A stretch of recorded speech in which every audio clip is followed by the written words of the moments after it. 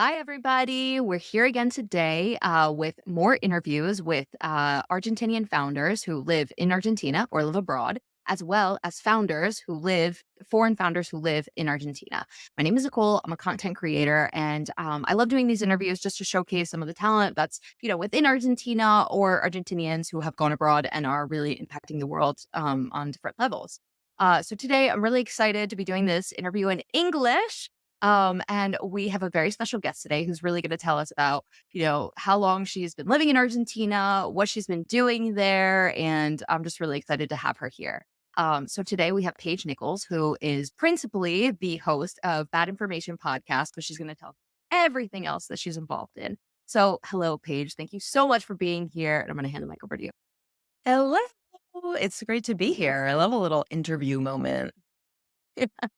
Well, Like we're I'm at the very music excited. rodeo, just like chatting away on our PCs. Oh my gosh, I know, I know. The pandemic didn't do away with that, right? Like it is. And I think it's kind of nice because it made it more normal, more familiar. So like being able to do these interviews and connect with people based in different parts of the world just feels so much more natural now. Totally. I know it's great. It like opens up. I mean, because you know what it's like to have your life and your heart in two places that are very far apart. So it just bridges that gap and makes it so much easier to stay close. Oh my gosh. Yeah. Having your heart in two places. It's like, it was always so funny for me when I was living in Argentina because I was like, I love Argentina and I love being here. It's my home. But also, I really miss the US, right? And so then I'd be like, oh man, I feel like this is better in the US and this is better in the US. Then when I would travel back to the US, I'm like, oh my God, I miss Argentina so much. Like, this is better in Argentina and this is better in Argentina. And it's such a funny sensation to experience, as I'm sure, you're no stranger to. Yeah. Well, and also I'm a Libra, so I'm always like constantly just doing like the balance of like, trying to find that. And I think if I've learned anything, I've been here for 15 years and I've had to answer the question of "¿Qué haces acá?" like every single day for those 15 years. It's very gray, there's no black and white. And so it's like, maybe one day the scale feels like it's tipped a little bit in one direction. Another day, it changes. I think that it's an equation that for everyone is very different. Like I've had friends who have left for reasons that I can't really maybe relate to, but for them, it's like very important that they have XYZ or something. And I realized that here, like, the things that I value more about here outweigh the little maybe conveniences or fun bits about going home for a trip that I can satisfy, when I'm home for 2 weeks, something like that. Totally. Totally. I totally understand that. And especially now being back in the US, it's been just such an eye opener about Mhm. kind of what what I valued about Argentina when I was there and what I value about it now, right? And I think it's such an impactful experience to have this now because I of course knew I would miss Argentina, but I guess I didn't realize like just to the extent that I would miss Argentina. Yeah. But I think the good thing is in our particular case, like getting to experience what life is like in the US so we can really say like which one do we want to go with, right? Yeah. And so and knowing that, like, Argentina is always there, right? So we can always go back, and Mhm. sometimes I think in our particular case, it was like, well, if we don't go, we'll never know what it's like unless we experience it. Yeah, you have to try it, and I know it's different, like, for example, you have children and little kids and, it's harder to pack up your stuff and move, it's not like just you on your own or something or even you and your partner, but nothing nothing is permanent. Like, if for whatever reason you make a move, hopefully you make that move strategically and having done all your due diligence, but, like, if for whatever reason you realize after a year it's just, like, not working out, like, it's okay, and I think that that's what Argentina teaches us, like, maybe in the US, we're so obsessed with, like, definite things, and it has to be like this, and once we've made that decision, you follow it. I don't know, and here, because things are so constantly in flux, there's a lot more acceptance for maybe it'll change your mind and just, course correcting if you need to. Oh my gosh. So true. I feel like one of my favorite, I don't know how to call it. It's not really an anecdote, but um one thing I always like to say to describe Argentina is one time I was talking to my husband and I was like, "Oh my god, what if this happens?" And he was like, "Oh my god, that would never happen." And it happened, and he was like, "Well, this is Argentina, you never know what can happen." I was like, "Oh my gosh." Yeah, It's which is just like, I mean, it's we're so it's very hard to, I mean, at first to adapt to that, but I think that once you just make that switch sort of in your mindset, it's like it is hard because I think we spend a lot of our time or dedicate a lot of energy to those, like living here, to that what if and thinking of what's going to change, and you can't necessarily rely on, you can't rely on anything. Um, so sometimes when I go home, I feel like my brain, I have so much freed up space. I'm like, what am I going to be spending my energy on if I'm not like worrying about inflation and For sure. having to figure out a different way to get to this meeting because there's like the obelisco está cortado, like, or whatever. I don't know. But I think that it's just, it's good because it keeps you agile and it forces you to always just, I think that if there's like one unofficial slogan I would think about life in Argentina, especially for people who are from the US or from countries that are very just like rigid in their ways. It's just like you have to kind of surf that wave, you have to just ride the wave and you have to, the more you fight it, the harder it's going to be. So if you're going to commit to being there, you might as well like really commit to the experience and try to just, it always works itself out somehow. That's so true. Entregarte por completo, Yeah, I básicamente. mean that's just what, no te queda otra. It's just sort of like that's what's going to be, and it's challenging and it teaches you things about yourself. And I think, of course, for some people that's like harder than others, and that's fine. But if you're really gonna just like go and do it, you're gonna do it right, you know?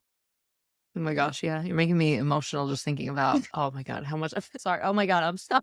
You're making me emotional just thinking about how much I miss Argentina and, just, that, the nature of, like, the volatility at times and how it becomes endearing, right? Yeah. Well, it just, I think that once it's like a click. When you leave your bubble, and I obviously spend a lot of time reflecting on this because of my life and what I've done and my projects and things like that. Um, so I really like, and I studied philosophy, so I really enjoy those kinds of questions and those moments of like, why, always replanteando those things. And then once you leave your bubble and your comfort zone of home in the US and everything and things being so predictable, and there's a lot of goodness there. It's not like one is better or worse than the other, but I think that it's just a kind of shift in your mindset that you can't really go back from that. So once you once it clicks for you, it's just like a different way of interacting with the world and engaging with yourself. And I think that that's like ultimately more rewarding, and it's richer, even though it can also be like more complex and more challenging. But at the end of the day, it makes you a more interesting human being. So it's kind of, that's my party line. Yeah. No, no, no, it's so true. It's so true.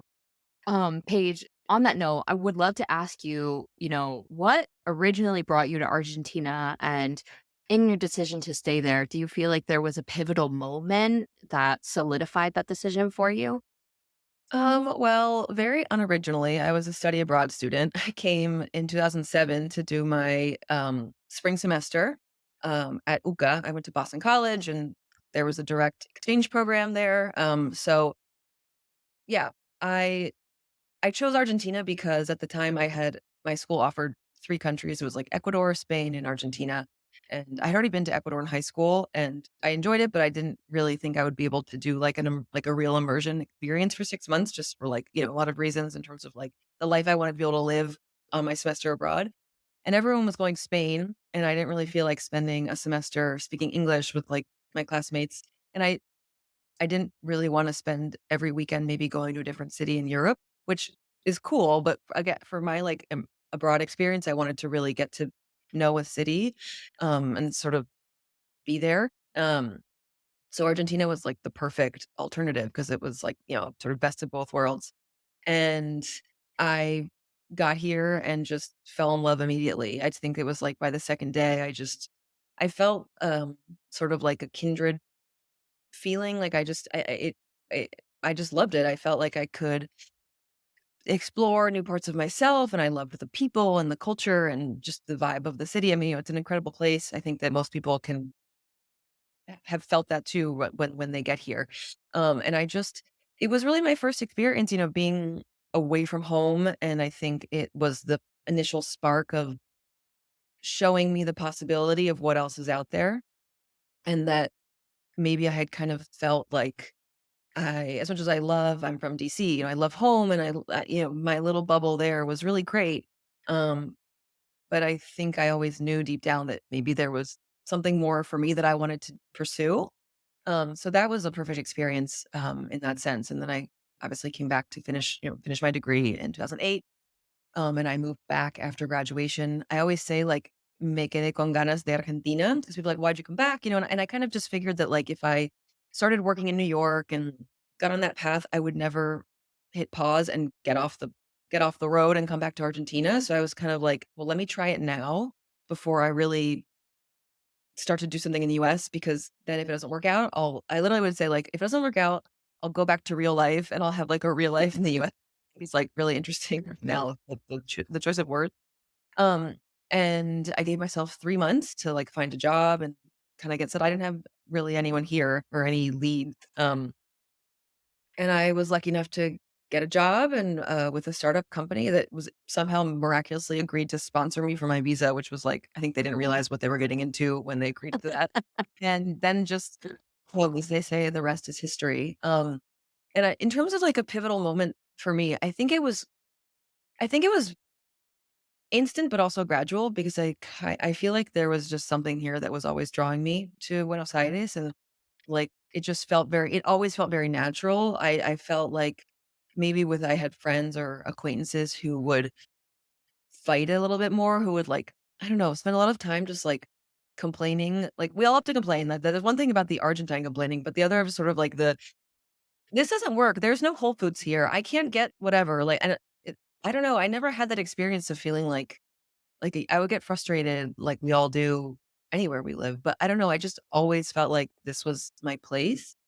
But, I think after a couple of years, it was just this, like, realization of, like, "Oh, okay, I guess I really just this is my life now." Like, I this is where I am. Like, I think that at first my, family or friends would be like, "How long will you be there? Are you gonna are you gonna come back? Do you wanna come back to the US? Like, what are your plans?" And I just left it very open-ended because I didn't know what my plan was. I had no plan. And I think after a couple of years of that, I just realized, like, well, I guess I my decision has been made. Um and it just was like, yeah, this why would I leave? Why would I uproot myself from this? Um, like, this is where I'm happy. And it just was sort of like, why fight it? It's so funny because my story is like kind of the same. I also studied at UCA and I also like had people who were going to Spain. Like one of my friends was going to Spain. I was like, all right, I really want to learn Spanish. So I don't want to go with you because I know I'm just going to spend the time speaking English. Yeah. And something just was drawing me. And I was like, okay, where do I go? Where do I go? Where do I go? And I had a couple of teachers. Somebody was like, you need to go to Spain. You need to go to Argentina. I was like, all right, let's go to Argentina. I ended up there, and that's where I ended up meeting my husband through UCA. So that's so Did you were fun. you at UCA in the time where they wouldn't let you in the building if you were wearing flip-flops? Because that was a thing. I remember one day I wore flip-flops, it was, like, hot out, and they wouldn't let me in. It's like, "I'm paying to go here." Like, Oh my god. Okay, that yeah, was I it's don't not very think that unexpected. was my case, but I will tell you this. So I had a friend from Argentina, who went to the school I studied to, right? And so I told him I was going to Argentina and I would like ask him questions about Argentina. And like in the States, people when they go to classes, they wear like leggings and sweatshirts and like don't Yeah. really care. Like sometimes maybe even wearing pajamas, right? Sweatpants, all that. And so I was like, "Oh, do they dress like that in Argentina when they're going to classes?" And he was like, "Yeah, yeah, yeah, yeah, yeah." So going to UCA, it was a very big Set surprise. I you was like, up. yeah, he really did. And I think about that to this day because, when I first came here when I was studying abroad, like my first semester was spent with, I stayed here for a year. My first semester was spent with like a lot of other foreigners. And so Mhm. that's its own experience in itself. And, you're like getting to know the city and doing everything for the first time. And it's so exciting. Um, in the second semester, it was a little bit more settled down and I was taking classes with like more Argentinians. Mhm. And I just remember like how horrible I felt because I just felt like the people I were talking to in class, they would just like look at the clothes, like wouldn't look at me. And I remember those like first feelings of being in Argentina. I mean, my feelings obviously changed, but that was like so hard for me in the beginning. I Yeah. remember they like did a class asado and I went to the asado and, like, nobody talked to me, and it was Yeah. so uncomfortable, and I was like, "Oh my god." I learned sort of that later that, like, or I realized later that, of course, like, Uka is such a bubble within a bubble, and it's, like, the very traditional privileged, borderline snooty, kids who I mean, yeah, it was a lot of like monoculture. Like I remember it was just like 2007 was like the year of still the very long hair and the Jasmine Chivar skinny jeans and the Converse sneakers. Like everyone dressed the same and they were very mealy bitty. And, so of course, like, and I think there was like this weird hostility of towards, I think some of the foreign exchange students that were women. Like them, and like it was like very uncomfortable sometimes. I was like, okay, guys, like I was like, we're just here to learn. But definitely felt that, like that, 'cause it's again, it's like you're walking into, like, a very specific subset of people um, and it yeah, like, I'm unfortunately, like, not surprised that that was an experience that more than one of us had in terms of just, like, judgy unfriendliness, but then it's like that's the thing, it's like you have that sometimes that initial distance, and then it's like once they realize that they like you, it's like they'll do anything for you. It's like Yeah. it's like you get all access, but it's kind of hard to get over that initial barrier. Yeah, and I think particularly like I'm from a really, really small town to begin with, and so I think like also the shock of going to a city, right? Like I think that was also a huge thing that played a part, and I was like Yeah. very shocked. But yeah, that I mean, I think that was all part of the journey for me, though, right? And like learning to like love Argentina and feel like it was really my place, and Yeah, um, like, find your in people, and that takes time, I think that that's, like, Oh, yeah, that takes that's time. Because hard to there make definitely were friends some with. really nice people, like, I remember this one amazing person who, like, before our big final, she, like, came with me to a cafe for, like, 6 Oh. hours and, like, sat through everything with me and, like, would walk me through all of the stuff we were talking about because it was, like, a really high-level international relations class, and so she was explaining all these concepts to me that I have never learned before, and so, I also had that experience as well, so I think Yeah, I it mean, yeah, there's balances people out. who are, like I mean, people who are so generous, I think that there is this, appreciation in a way of thinking. I think when you see someone who comes from halfway across the world and they choose your country and your city to study or live, and if you don't have family or a lot of friends here, and it's like, they want to I think that I just that sort of warmth and hospitality is very unique, and it restores a bit my faith in humanity sometimes just because, like they beef a good Argentine is worth its weight in gold, just because 'cause they're so like, they'll sit with you and they'll invite you, I just think it's great. It can teach you just a lot about generosity and, um, empathy. Yeah. Yeah, so true. Wait, Paige, so you said something before where you were saying how you just kept telling your parents and your family, like, yeah, I'm still figuring it out. I'm still figuring out. Like to this day, are you still saying I'm figuring it out? Or how have they reacted to like your decision to fully move abroad? Well, for in my case, I think it's doubly tough because I have one sibling, one sister, and she moved abroad pretty much around the same time I did. So she moved to London to do her master's and then was in London and then moved to Milan and then to Rome. And now she's in Singapore. And she has three kids. So my parents are kind of suffering doubly because, both of their girls live very far away. Um, so and I one thing I realized is as the years go on, I thought that being away from home would maybe be easier just because you get used to it.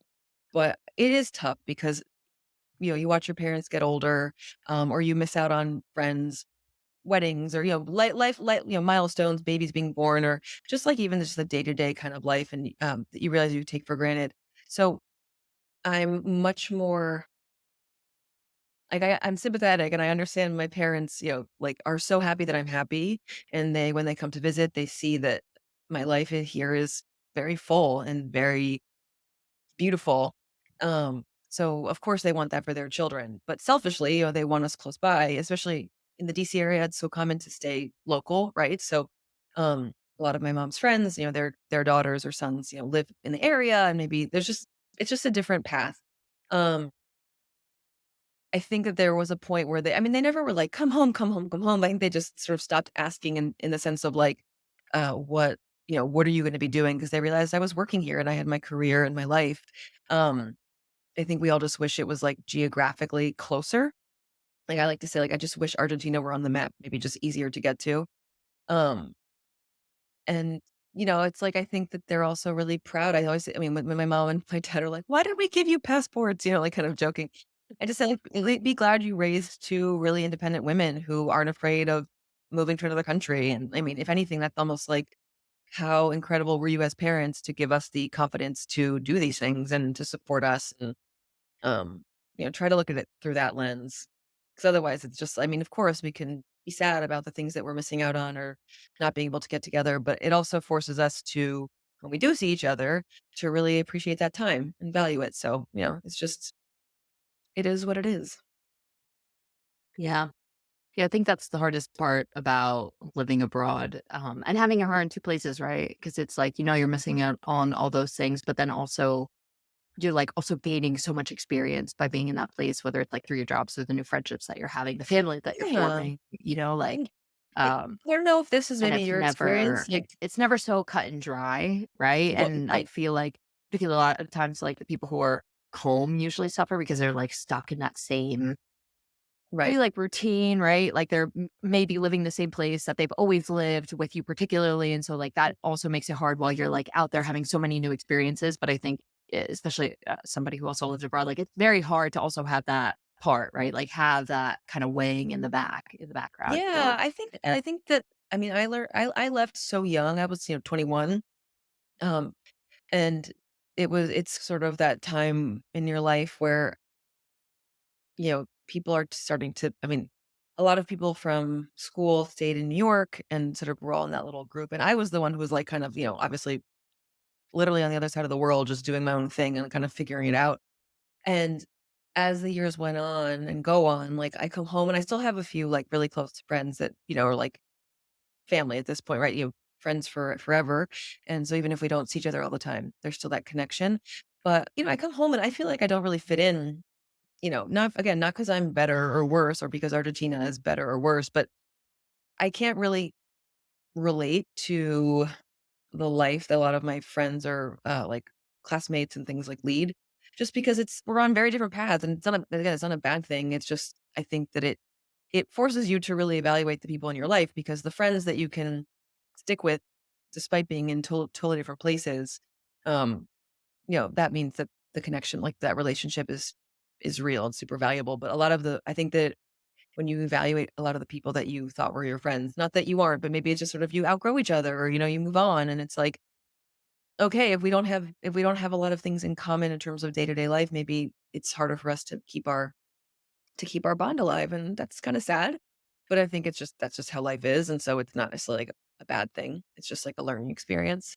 Um, and so, yeah, like, the missing and the sadness for me I mean, also, I have my sister in another country, so it's like I miss my heart's in DC for my family, my parents, and my cousins, but my sister's on like, it's like like, just, like, a lot of places, I think maybe if she were there and my nieces were growing up there and they were all together and I was the one kind of, like, out of the picture, it might be a different experience, but because I have that kind of triangulation thing going, um, I don't know, it's sort of different.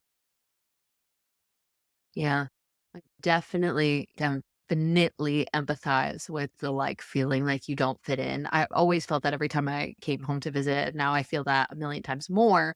And it's interesting because I remember there was this point where I was feeling like, because of some of the experiences that I had had, like we recently just talked about, like I've had this feeling like, oh my gosh, Argentinians just aren't that warm, right? And I felt like maybe they weren't as inviting and weren't as friendly because I'm like, in my hometown, like everybody talks. It's obviously that not the best comparison, right? Yeah, Right? comparing Because like I apples mean, to you were comparing to oranges. what you knew, which is so different, so it's makes sense that it's, So like, shocking. different.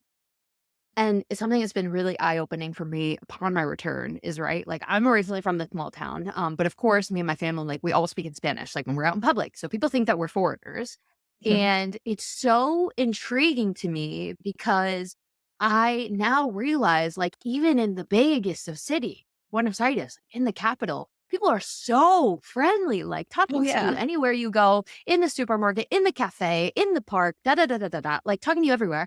Here, like, people don't really talk to us, and actually, I feel like the people that most interact with us are other foreigners, right? Like, Yeah, either people who have totally. lived here I for was a gonna long say, time. like, if you realize that, like, I kind of we thought that like Americans were like friendly, and then I'm like, wow, people. But I think it's just a distance.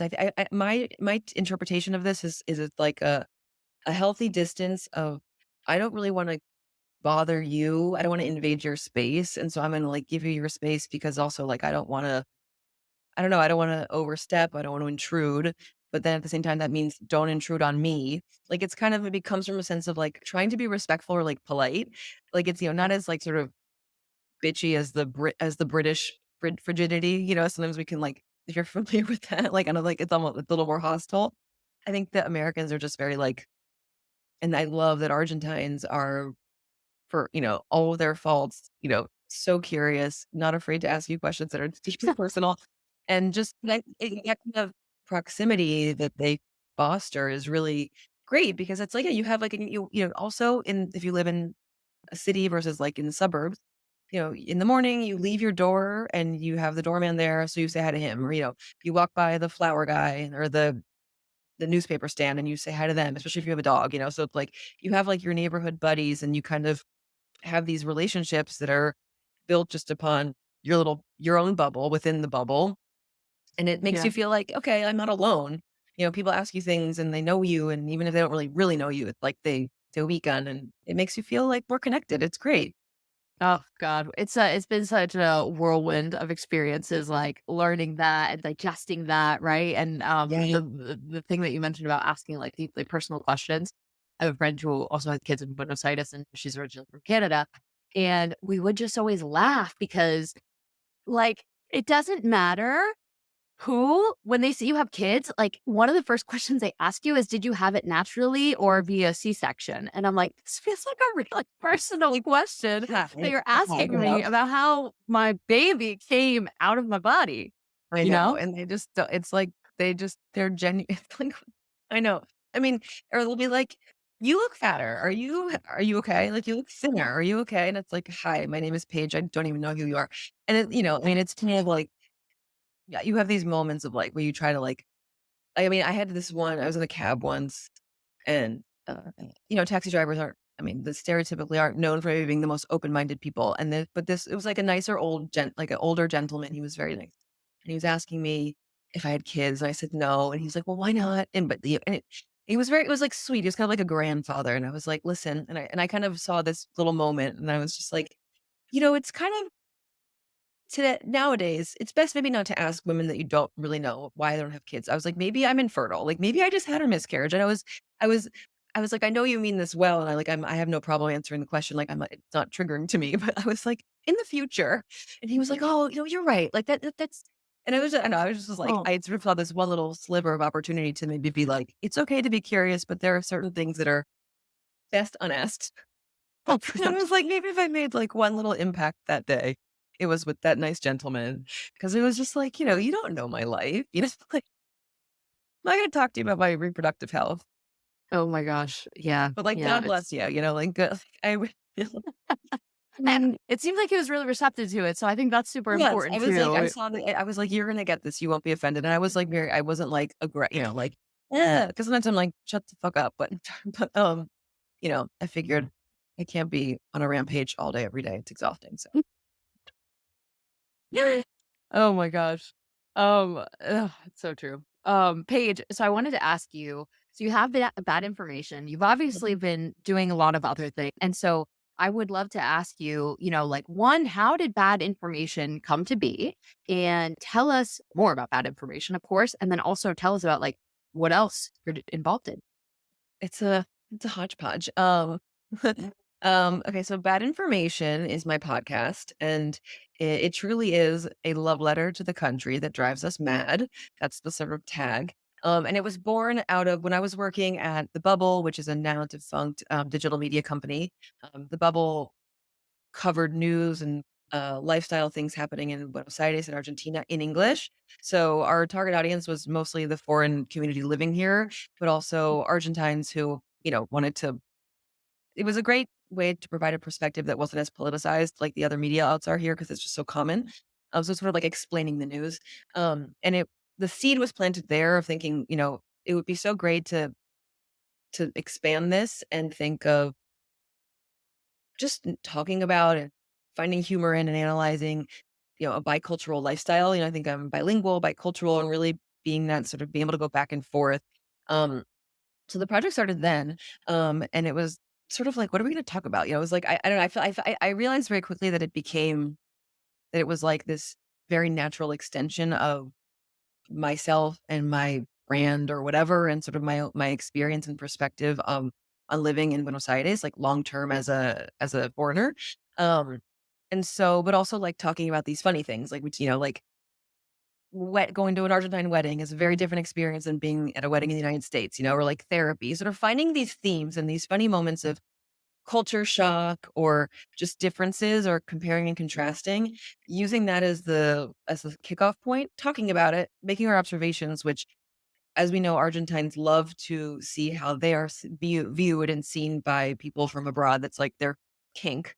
Um, and being able to make those observations, maybe have some funny, but also always tying it back to like this, I don't know, more universal human experience. I think that, just because you haven't lived in Argentina, but if you've lived abroad, I think people can relate to what that is like.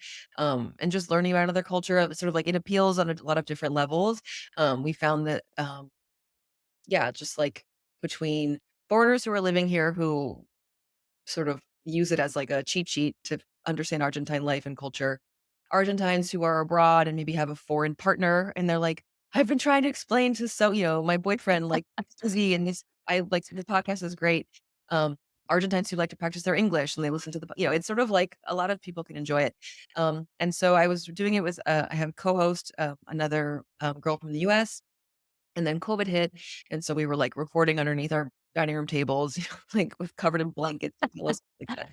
And then she ended up moving back to the States, and, I didn't really know what to do because, it was this creative project that we shared, and really wanted to keep it going because at the time I was doing a lot of media and I was on camera and doing this weekly, like, news segment, like, funny news about Argentina for the bubble, and then I loved the podcast. It was all just, like, going together and I didn't wanna let the project die, so, after, like, a little hiatus, I decided to reformulate, and so it's just me, and every episode I have a different guest, host or, tone I interview, all in that same vein. This season so far, we've talked about, um celebrity culture, La Farándula. That was our first all Spanish episode, which is like chaotic and hilarious.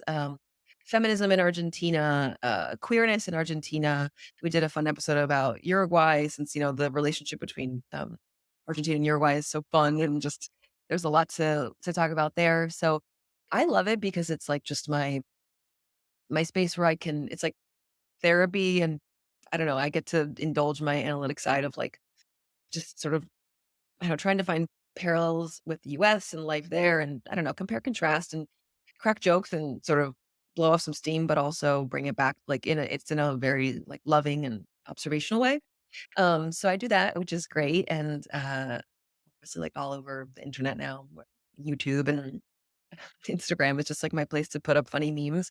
And then when I'm not doing that, I'm a digital marketing and communications consultant. So I work for I used to work in PR and in media and always was doing comms, so that's sort of my bread and butter, I realized that's sort of where my forte lies, and with COVID, I was able to pivot to working mostly with clients in the US, so that was great, working remotely, working in a more stable currency, so I help people with their projects, whether it's, like, sort of with brand identity, content creation, content marketing, translation, localization, all that kind of stuff. And then I also work with, as I feel like I needed more things on my plate. I work for a women-led travel company called Wild Terrains, which organizes group trips for women all over the world. We operate in Mexico, Portugal, Argentina, Iceland, and France. So they're like hyper curated, really beautifully done. It's almost like group trips for people who don't think they like group travel. And so I lead the trips in Argentina, which is an amazing way for me to help people fall in love with the country that I fell in love with. I realize I also really love that. Like this this kind of common theme of mine is my experience was so life changing for so many reasons, and I just love to showcase like the beauty and the magic and the fun and the creativity that's here, and that allows me to always just have, like, a captive audience to, like, just be like, "Isn't Argentina great? Isn't it great? Isn't it great?"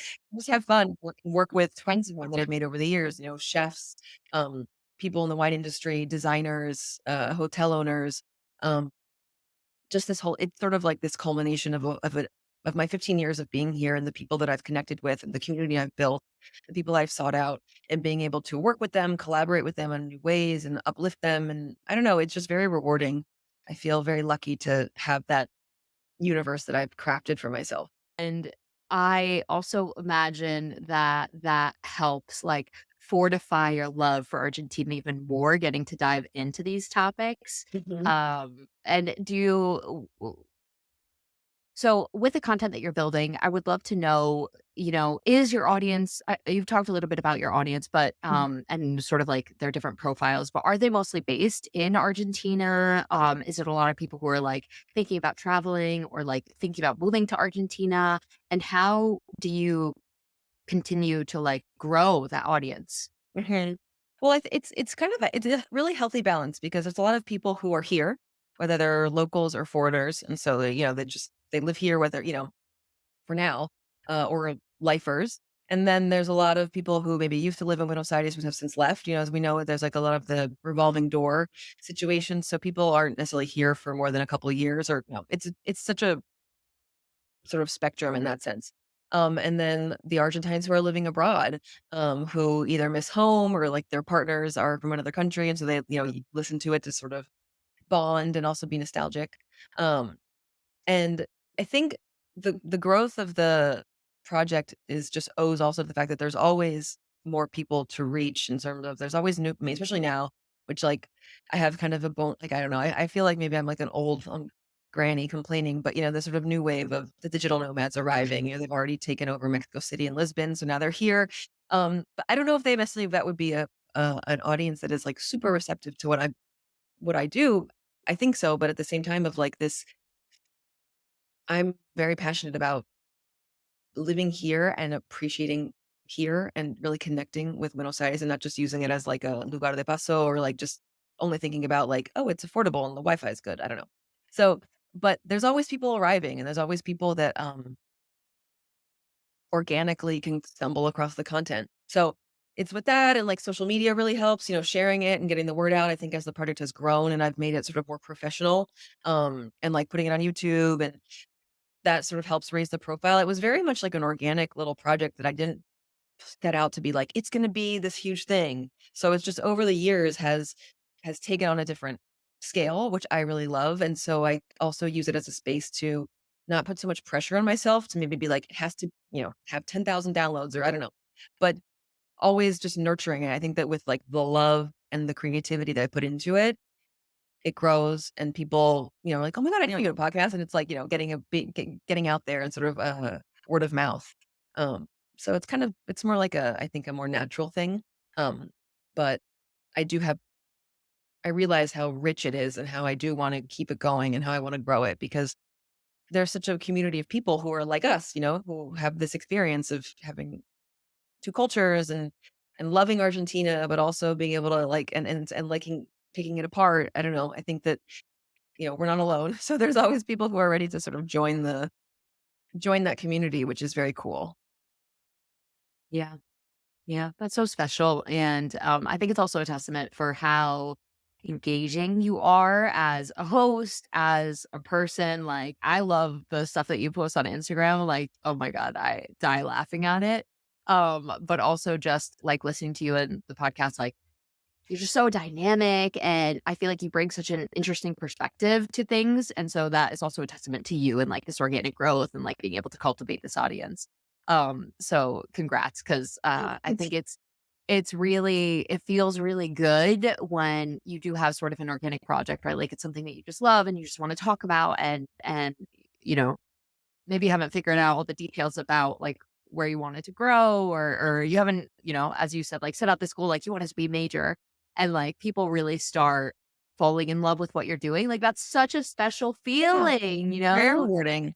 I think too, like just realizing that maybe I'm a bit of a like I have one friend who's from here and she always laughs. She's like, I swear you're just like a reincarnated like old Señora de Recoleta, like she was like, "In a past life, that was totally you." Because she's like, "You know things about our pop culture and that you like these kind of deep cuts that you're like" she's like, "How do you know this stuff?" And I so part of me thinks like, "Yeah, maybe what was my soul? Like, maybe I really love it here because I was in a past life, actually Argentine or not. I don't know." But the level of observation and being able to I don't know, like, it's not I try to be very mindful too of, like, I'm not just this person who, like, comes in off the fresh off the boat and is gonna, like, point a finger and be like, "Yeah," like, all these critiques or whatever. It's also, like, who cares? I have a deep love for the Argentine people and their culture, and I feel like it's mine, and I think as well, like, and so being able to speak their language and in the true sense of, like, their sense of humor and understanding, like, what those nuances and, like, those subtleties, which are hard. I'm learning that, like, it's hard. You can I mean, I've been here so long that it's, like, maybe it's just second nature, but, I love seeing how it's appreciated by locals in the sense of, like, "Oh my god," just like, "You get us, and you get our humor, and you can speak that language." I think that really helps too. Totally. Remember somebody telling me once that, like, humor is the last thing you get about a culture. Yeah. Um, One time when I was studying abroad here, so obviously horrible timing, but my friend knew somebody who was, like, an actor or something, and he was like, "Oh, do you wanna come to our show?" And we were like, "Yeah, sure. What a great experience. Free ticket. We'll go."